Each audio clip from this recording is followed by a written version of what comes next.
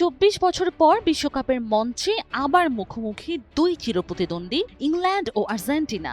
বুধবারের এই ব্লকবাস্টার সেমিফাইনালের আগে মাঠের বাইরের উত্তাপ যেন রূপ নিয়েছে স্ফুলিঙ্গে। বর্তমান বিশ্ব চ্যাম্পিয়ন আর্জেন্টিনার মুখোমুখি হওয়ার আগে অধিনায়ক লিওনেল মেসিকে চরম হুঁশিয়ারি দিয়ে বসেছেন ইংল্যান্ডের সাবেক তারকা ফুটবলার জোকোল।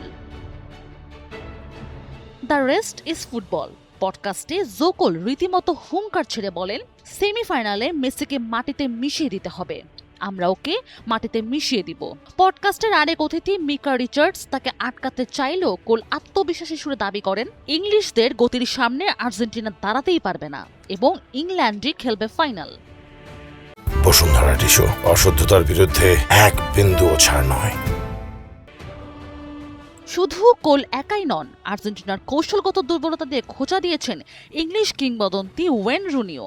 মেসির রক্ষণাত্মক অবদানের ঘাটতি তুলে ধরে রুনি বলেন, মেসি রক্ষণকে সাহায্য করতে নিচে নামে না। সেমির মতো ম্যাচে জুড বেলিংহাম বা হ্যারি কেইনের মতো সবাইকে নিচে নেমে লড়তে হবে।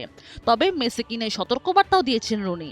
সামান্য সুযোগ থেকেও গোল করার জাদুকারী ক্ষমতার কারণে ইংলিশ ডিফেন্ডারদের পুরো ৯০ মিনিট নিখুঁত মনোযোগ ধরে রাখার পরামর্শ দিয়েছেন তিনি।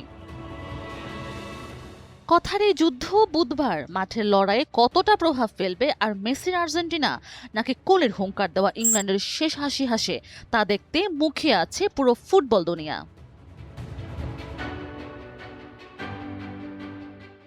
বসুন্ধরা টিস্যু, অশুদ্ধতার বিরুদ্ধে এক বিন্দুও ছাড় নয়।